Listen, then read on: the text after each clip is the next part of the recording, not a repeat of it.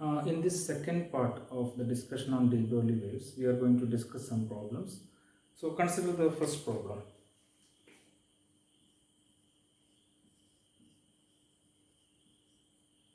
Let us calculate de Broglie wavelength of a cricket ball.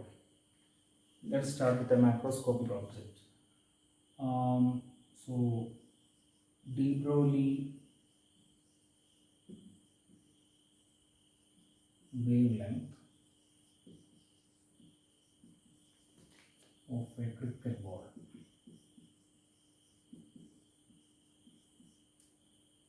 Okay.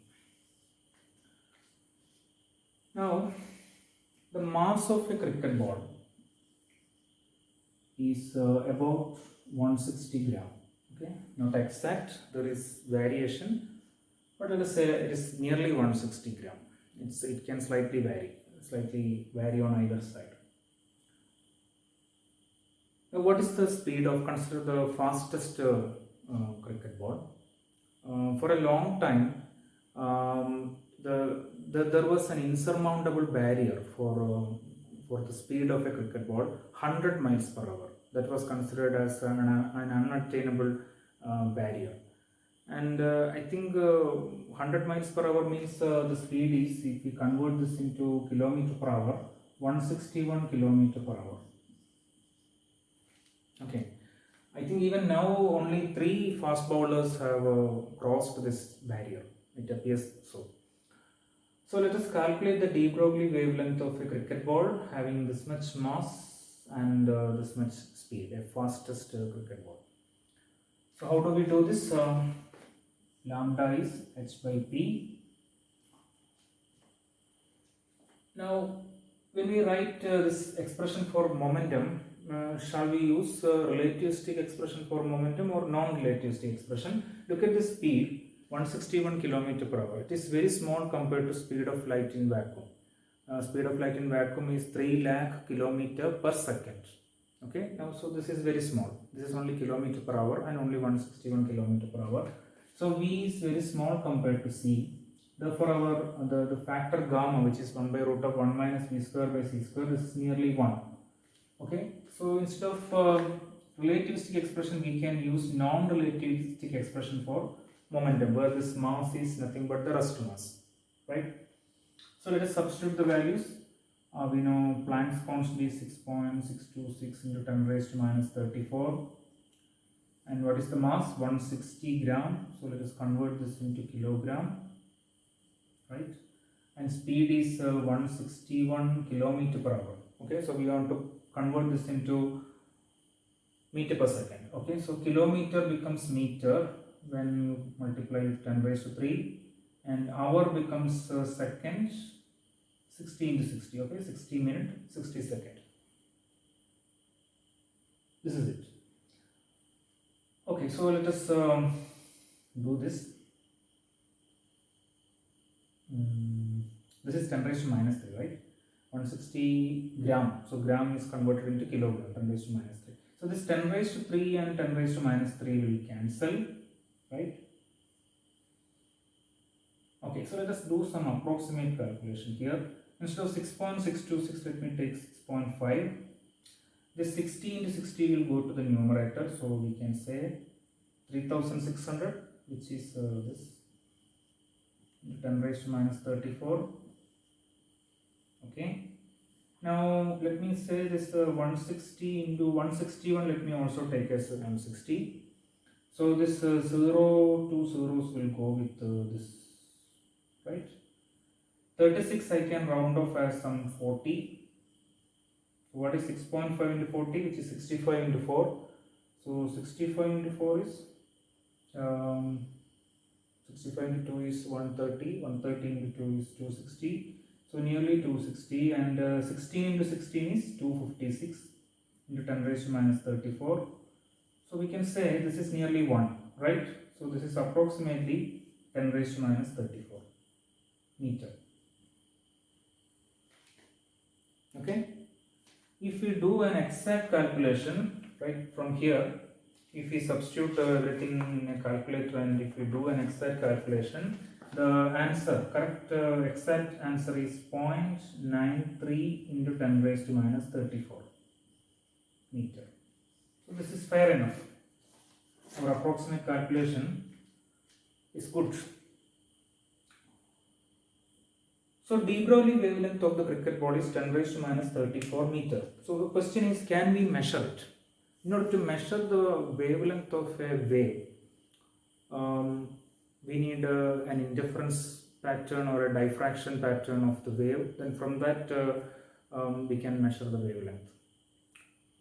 So in order to produce an interference or a diffraction, then the size of the aperture slit in the case of interference or a scattering object in the case of diffraction by scattering, the size of this aperture and size of the scattering object should be comparable to the wavelength of the wave. Now the de Broglie wavelength of the cricket ball is this much.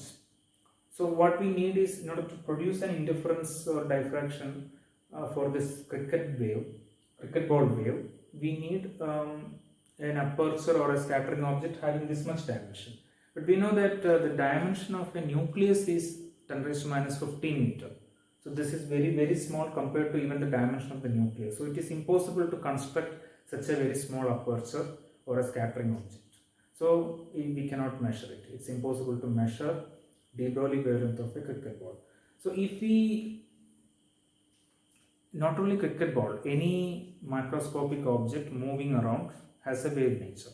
But this argument shows that for macroscopic objects, de Broglie wavelength will be of the order of Planck's constant, 10 raised to minus 34 meter. Okay, or around that value, which is very, very small.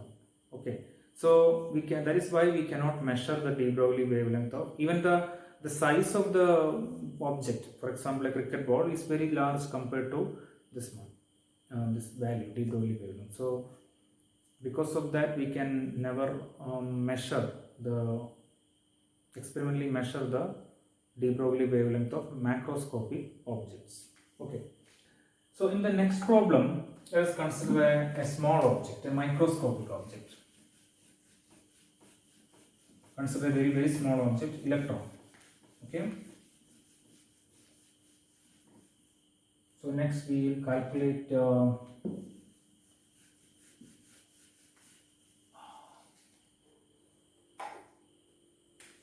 de Broglie wavelength of an electron in a discharge tube.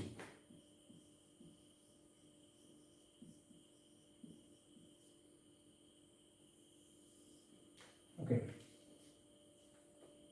So let us consider an electron accelerated from rest between the cathode and anode of a discharge tube, as in the case of Thomson's E/M experiment. Okay. Let us say the accelerating voltage is 150 volt. Okay, I am choosing this value out of some easiness for calculation that will be clear later. So let us say the accelerating voltage, I am using some capital V for that, not to confuse with the speed of the particle. This is 150 volt. Okay. Assume that we are doing Thomson's E/M experiment, and the accelerating voltage between cathode filament and the anode collimators is 150 volt. So what is the de Broglie wavelength of this electron? Is it justifiable? Remember that Thomson, when he did this type of an experiment using cathode rays, at that time they were called cathode rays. He measured the charge by mass ratio of this beam of cathode rays or beam of electrons, and he used only classical physics.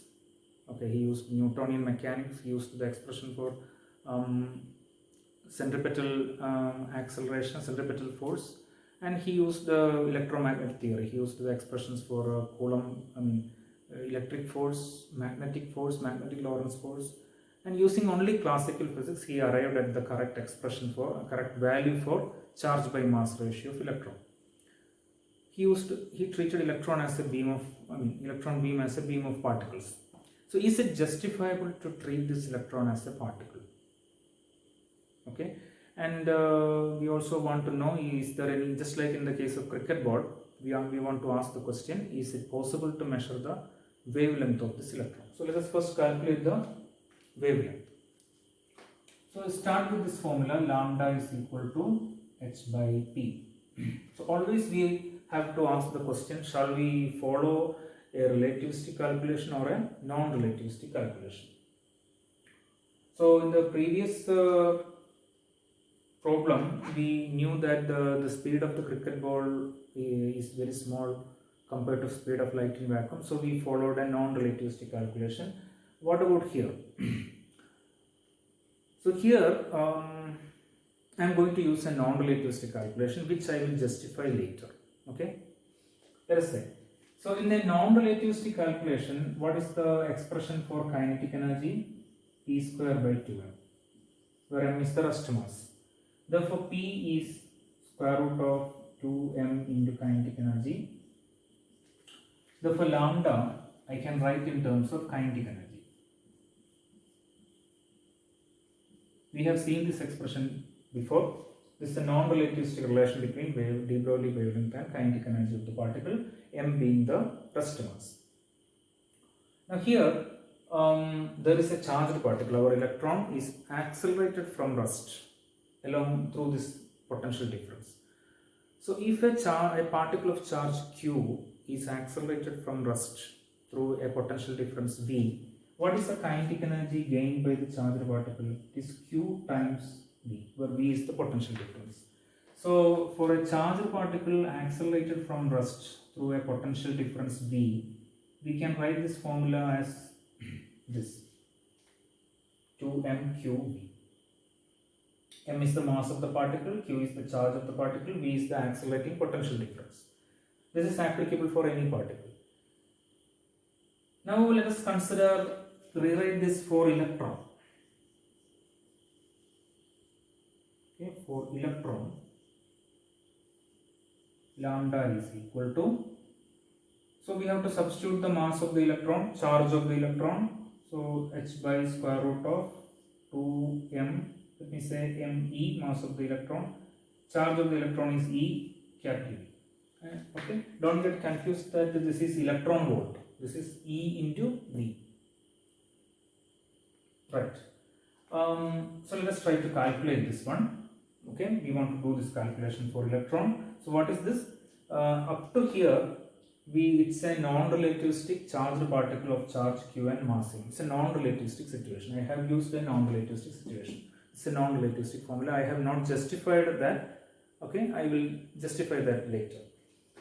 But here, this is a non-relativistic electron, because we have substituted the mass of the electron, or we are going to substitute the mass of the electron and charge of the electron, right? So I want to do this calculation. Let us see. So lambda is equal to, first of all, I will take this h also into the square root, so it becomes h square. Okay, so this is square root of h square divided by 2m. Let me drop that suffix, understand that it is mass of the electron, into E into V, right? Okay. Now, already we know that Hc is 1240 MeV, right? This much MeV femtometer. Okay, and we also know that the rest mass energy of electron is 0.511 MeV. Okay, so we can use that data here. Okay, if there is a c square in the numerator, we can write it as hc whole square. If there is a c square here, we can, mc square is nothing but rest energy of the electron, which is 0.511 MeV. So we can just multiply numerator and denominator with c square, and I can write this as hc whole square divided by 2 mc square E into V. This is not electron volt again, charge into voltage. Let us substitute the values. Okay, so this is equal to square root of 1240 square. What are the units? This is square. So we have MeV square, femtometer square. Okay, Hc is 1240 MeV femtometer. So square. Units are also square. 2 into, this is 0.511 MeV. So in order to avoid the confusion between this E into V and this one, okay, I am writing the units in brackets. And here you have electronic charge into V. There is no unit here. So into E into V. So let us clarify this first. 1 MeV will cancel here, and femtometer square I can take out. So it becomes, when it comes out, it becomes femtometer. So finally we have square root of 1240 square. Okay. MeV. Okay. So we have an MeV here, right? Right. And there is a femtometer outside. What is femtometer? If you write in terms of meter, it is 10 raised to minus 15 meter. Correct. Here I am trying to write. So this entire thing I want in SI units. Okay. So 1 MeV cancels. We know that charge into potential difference, Q into V. This is having the unit of joule, right? It's energy. So in SI units, if you substitute charge in coulombs and V in voltage, volts, then the result is so much joules.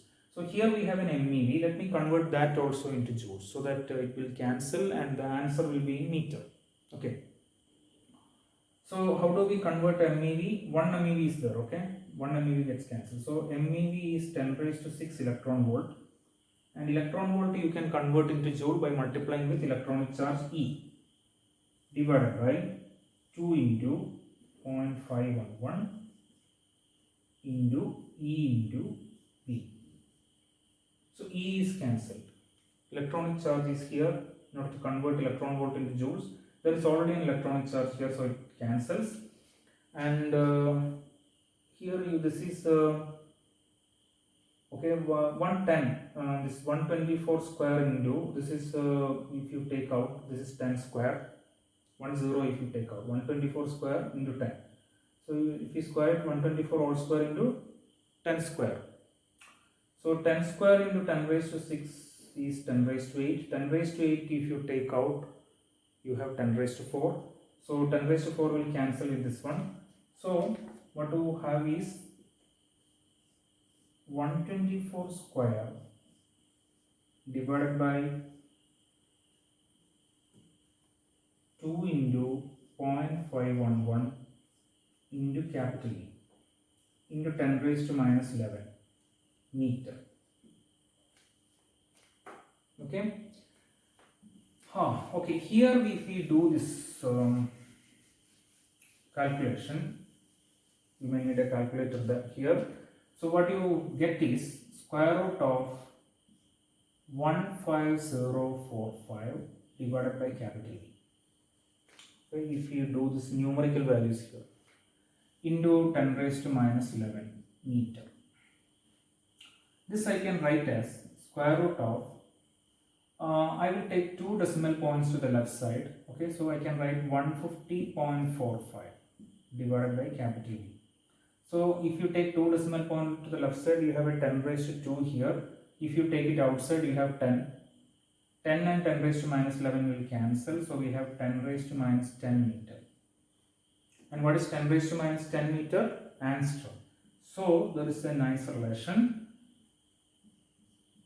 De Broglie wavelength of an electron accelerated through a potential difference V volts is this much. Okay, in the non-relativistic case, the kinetic energy should be small. Maybe we can justify that. Earlier I noted that the non-relativistic realm you can write as kinetic energy is very small compared to rest energy, right? I will write it here. See, the accelerating voltage, we said that it is 150 volts. Okay. So what is the kinetic energy here? What is the kinetic energy of an electron accelerated through a potential difference? 1 volt, which is 1 electron volt. Right? That is the definition of 1 electron volt. So kinetic energy of an electron accelerated through a potential difference 150 volts is 150 electron volt. Okay. Now this kinetic energy 150 electron volt is very small compared to the rest energy of the electron, which is 0.511 MeV, half MeV, mega electron volt, which is 10 raised to 6 electron volt. So this is very small compared to rest energy. When kinetic energy is very small compared to rest energy, we have discussed in the part 1 of the class that it's non-relativistic case. Okay, so the justification is there. So for a non-relativistic electron, lambda has an expression like this. Okay, if you can also write this as, if you take the square root of 150.45, you get 12.27. So you can also have an expression in this form.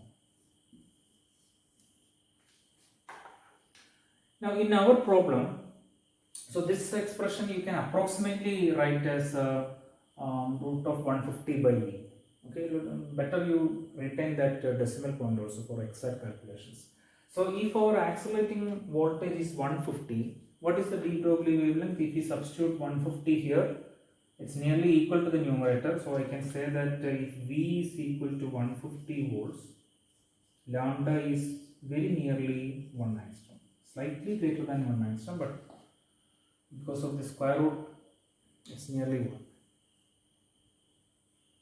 Okay, so we have got the result that an electron in a discharge tube accelerated through a potential difference 150 volt from accelerated from rest is the de Broglie wavelength is 1 angstrom. So let us go to the second part of the question. Is it justifiable to treat this electron as a particle, as Thomson did? Now, in order to see that, let us consider what is the dimension of the environment. What is the dimension of the discharge tube? The dimension of the discharge tube, if you look at the picture of the discharge tube by Thomson, used by Thomson for E/M experiment, a typical discharge tube, the dimension will be half meter, this much. Okay. So dimension of a discharge tube, if you take as half meter, so let me use the symbol D for dimension. Dimension is of the order of 0.5 meter, or let's say of the order of 1 meter. Half meter means the order is 1 meter. Okay. So the de Broglie wavelength 10 raised to minus 10 meter is very small compared to this 1 meter. That is, lambda is very small compared to the dimension of the region, dimension of the environment through which this electron is accelerating. So in this situation, when the de Broglie wavelength is very small compared to the dimension of the environment, we can treat the electron as a particle. So it is justifiable to treat the electron in the discharge tube as a particle, because the dimension of the de Broglie wavelength is very small compared to the dimension of the discharge tube. So Thomson was correct, even though at that time this idea of matter wave was not there. Thomson did the experiment in 1897. Thomson's calculation was correct because of this factor, because the dimension of de Broglie wavelength of the electron is very small compared to the dimension of the discharge tube. So electron essentially behaves like a particle in a discharge tube. Now let us ask the question, is there any way to measure this wavelength, lambda of the order of 1 angstrom? There is a way. Not inside a discharge tube, but there is another way. Now this calculation that we have done just now, that is the non-relativistic expression for the de Broglie wavelength of an electron. One of the first persons, maybe the first person who did this calculation was a German PhD student called Walter Elsasser in 1925. Okay, he was a PhD student in Göttingen University.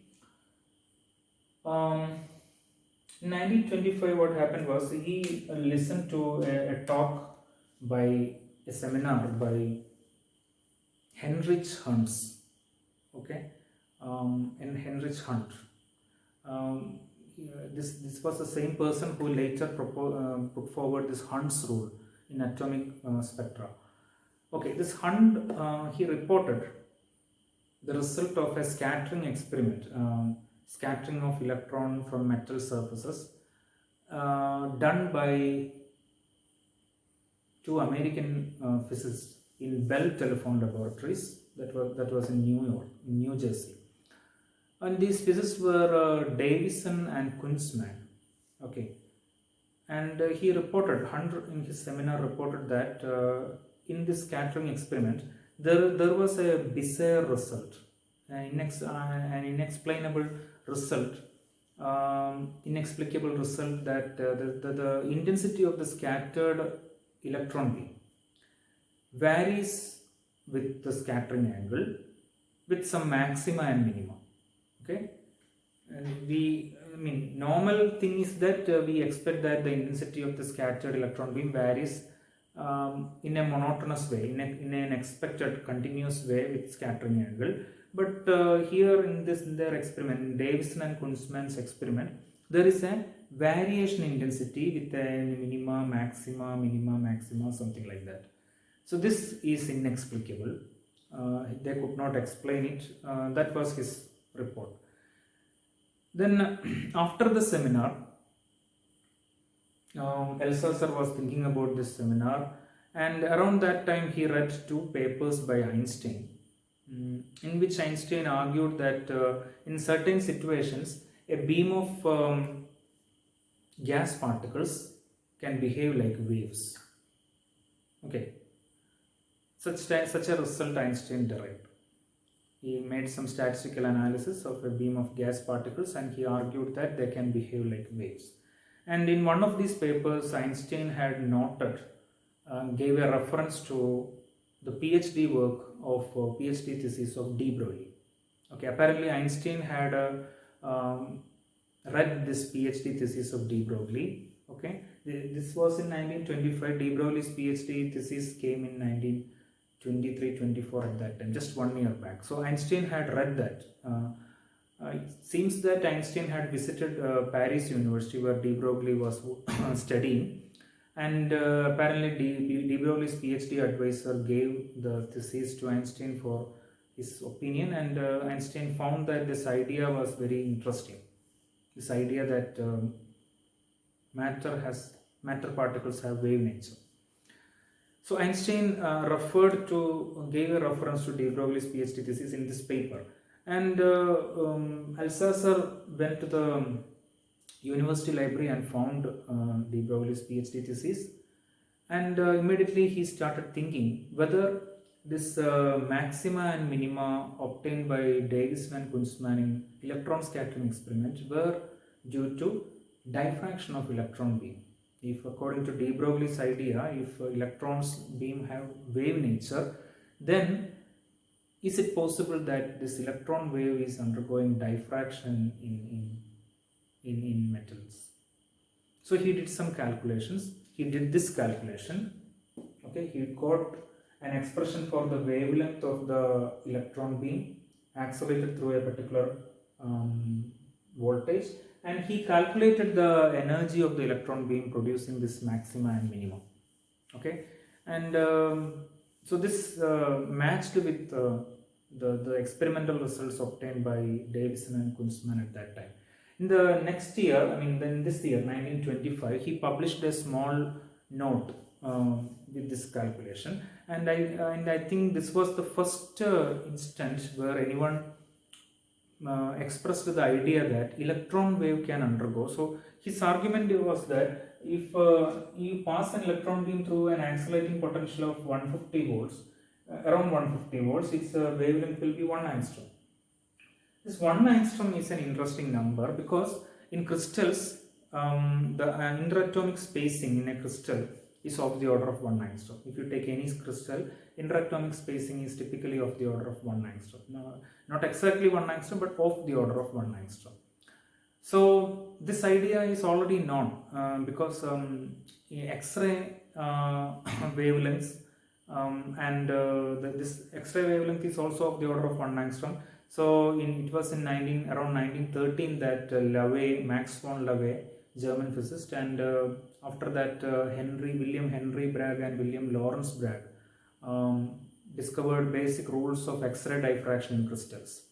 So just like X-rays undergoing diffraction in crystals, or crystals acting as some three-dimensional diffraction grating for X-rays, the same crystals can act as three-dimensional diffraction grating for electron wave. This was the idea put forward by Althusser. So this his paper in 1925 would be the first instance where somebody put forward the idea that electron wave can undergo diffraction in crystals. Okay. Later we will see that this experiments done by Davison and Kunzman, and later they started this experiment around 1925. The initial experiments were the ones reported by Hunt in his seminar in Göttingen University. So they continued this experiment, and later Davison collaborated with another scientist, Germer, and Davison and Germer were able to get one of the first results of conclusive results of electron diffraction in crystals. Okay, their results were published in 1927. Okay, but even before that, Althusser had done some work in that, and he had predicted correctly that electron wave could undergo diffraction in crystals. A theoretical prediction. Okay. So my answer is that it is possible to measure this wavelength of electron beam accelerated through around 150 volts. Even though in discharge tube it behaves like particles, and this electron beam behaves like particles. If we shine this electron beam to a crystal with proper interatomic spacing, from the diffraction pattern we can measure this wavelength.